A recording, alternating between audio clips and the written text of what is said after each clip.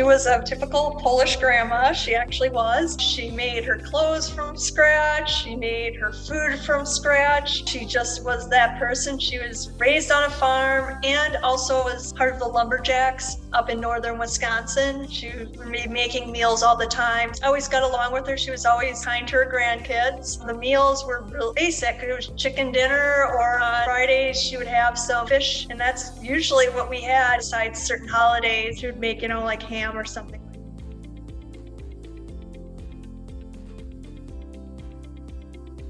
It was actually baked tea at the time. It just was that she put the kettle on the stove. Once it was boiling, because that's how she did it, we had some tea. That helped with it, but I would say ultimately what really got me was when I did live in Seattle. Besides being the land of coffee, there are actually really nice tea houses there you can find. And I've learned and found some really excellent loose leaf teas. So I was like, oh, it could taste like this. I was really intrigued. And so And so I just had fun playing around and trying different ones. And then obviously, eventually I became certified.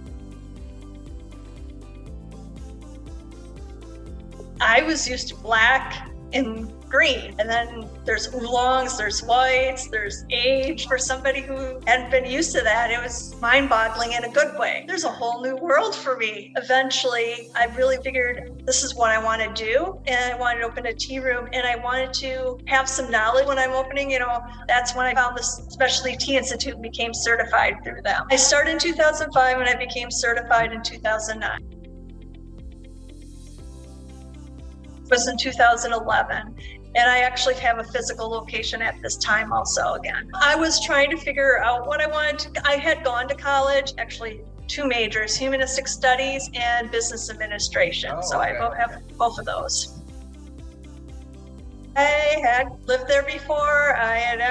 My mother moved there, went to high school for some time there too when I was younger, and I kind of wanted to see what the big city was about. Green Bay, but I did live in Poland, Wisconsin. I went to Denmark grade school, all these little cow towns.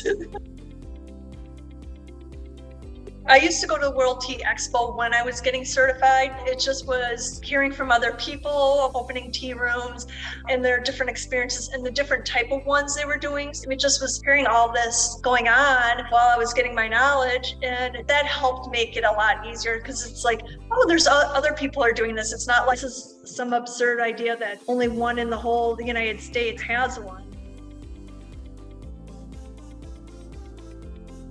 Well, because I always knew that once I found something I wanted to do, I would pursue it, not halfway. And I guess that's kind of partially why I was in Seattle too, is I was just kind of trying to find myself. Some people are lucky once they're born, they know exactly what they want to do and they pursue it and they do it. And some of us have to take a little bit, and that's what it was.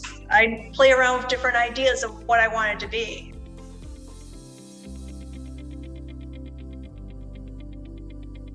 I had some very basic knowledge, yes. There's some things that I did know, but I still didn't feel comfortable.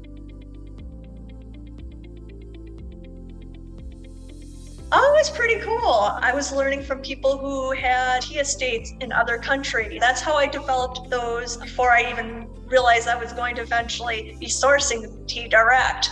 I was making those connections beforehand. So I was learning from them. I was learning from a lady from Korea about green tea, and I got to see the women's ceremony because she had extra time when we were learning to show us that. And there's just all those cool rituals and culture that go around it too that I really enjoy learning about tea.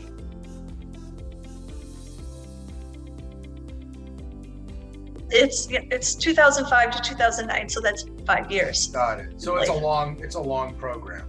It can be, yes, yeah. The first couple classes are real basic, and then it gets a little more intensified. Well, what we were also learning, we were also drinking a lot of tea, so it really develops your palate. Some people, they just drink their black or just a green. They don't grasp that, okay, what type of green? Japanese type of one? Do you want Chinese? There's other places also, but pan-fired versus steamed. There's real nuances, and they think when it's Chinese, it all is pan-fired. It's like, no, I actually saw one that is steamed. It's more of the exception to the rule than anything, and there's only a couple that are like that. The vast majority are, but there are some that aren't.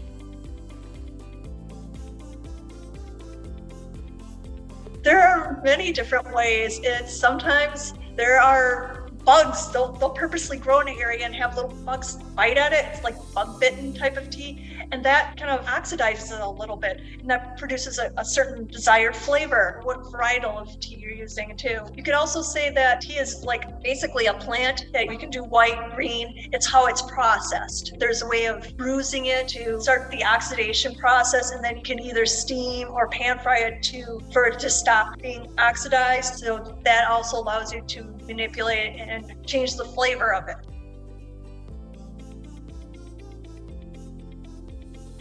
If it's white, basically it's usually just sun-dried. If it's green, they pan fire it right away and they get it to that. Oolong is between green and black is completely oxidized. It's either loose or they'll roll it up in a ball for oolongs. And then also too is that you can do where they age it. So and that allows it to develop. And then there's wet piling, which will produce a different taste profile. There's just so many different ways. It's like you take a plant and you kind of decide how you're going to do it. And if they're from a certain area, they're going to do it a certain way. That might be a little different.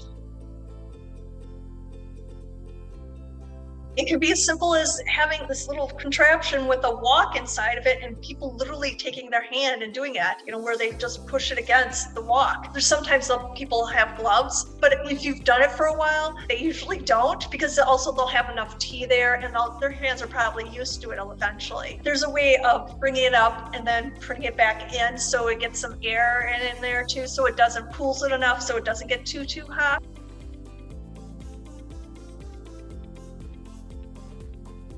And they air dry it and let it cool, but it should be pretty close to having most of the moisture out. And also if you pan fire it, it stops the oxidation process if it was even started of that. Using a pan fire, not always a wok, but I have actually seen it where they did it as a wok. And there's some where a lot of that is done purely by the machinery itself too. But there's also the very traditional way of doing it where the person plucks it from hand and they can see, and then they sort it, little bamboo basket and kind of do that also to kind of get some of the stuff out.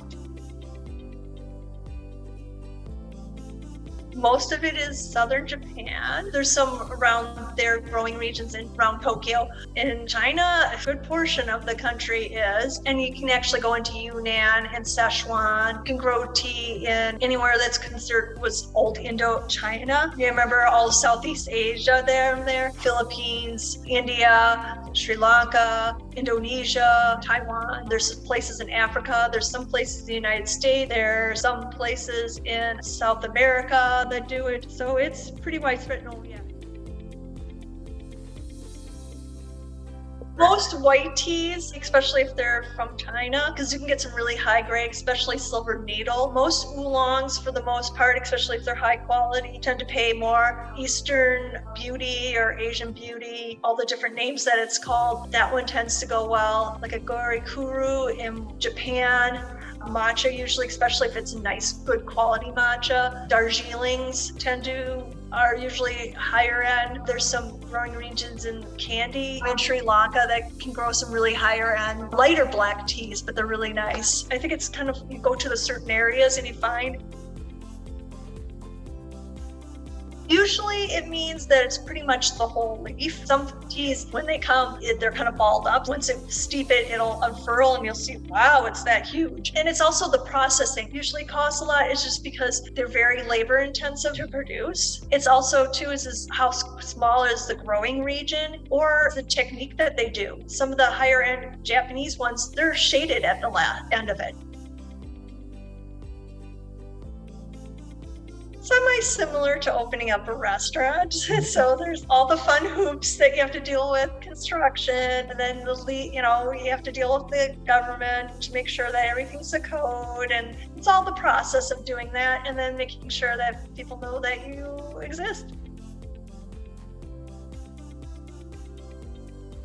It's just nice to be able to chat with people from different countries and learn about what makes their tea special. Yeah, and I just like the connections. That is a kind of the fun aspect.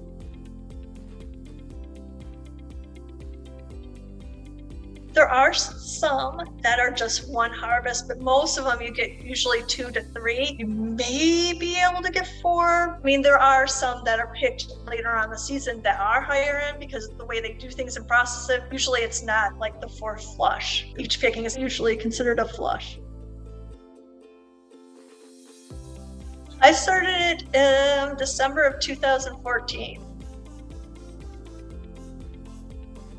Depends on the tea, is that there's certain characteristics that are considered ideal for that one, or the new techniques that they're doing in all the different, in as many different countries, and just trying to see what has the ideal characteristics for a certain tea.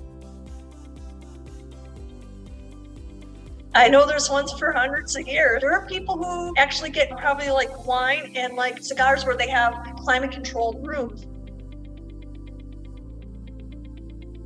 Best way is something opaque so no light can get in, and you also want sealed enough so tea absorbs odors. Also partially why I use the packaging that I do. You want a little bit of breathability. It's usually not good to put it in the fridge because you get moisture in it, it might start mold. What varies more is the temperature. Depends on different types of teas. Green and white, you never want to use boiling water. You burn the tea and then you wonder why it doesn't taste good. And there's also the length of how long you steep it. Also too is when you do steep it, you want it to have the water to be able to get into all the tea. Ideally, if you can get either a really big strainer or if you can get a teapot that is loose and then you can strain it either with, the spout part or afterwards. Especially for Japanese, they really like having it that way. If you do Japanese green teas, they're usually a much lower temperature for brewing it. It all varies. I personally don't, but maybe if it's in a little bit of a triangle type of thing, though you're also getting that taste in there of the bag. Most teas, if it comes too finely cut, it loses the flavor profile, some of the dimension, because it's cut most of the time to put into a bag. But also too is that I worry about when you put it in those pyramids, is it going to be able to expand enough? Like matcha, it's ground, but you have to use it quickly. I mean, much quicker than, other teas. It's because there's much more surface area exposed.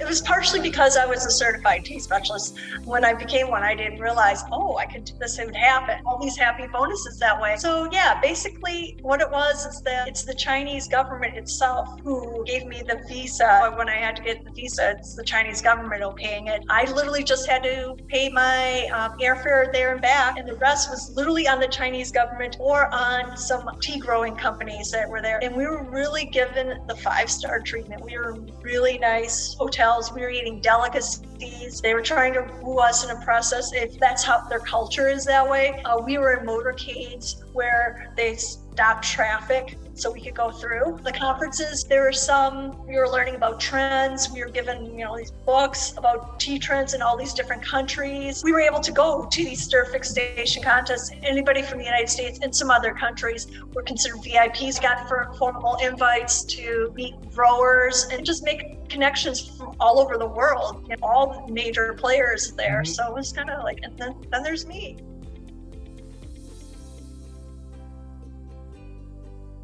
We went to some farms. We definitely went to several of them. And then we saw some different ceremonies that they have. That was really cool. Like there was one that was end of March. So it was starting of the tea picking season. So we saw this, it's called the shouting ceremony, what they traditionally do before they pick, probably way back when, maybe to appease the gods. This is a very ancient culture in China.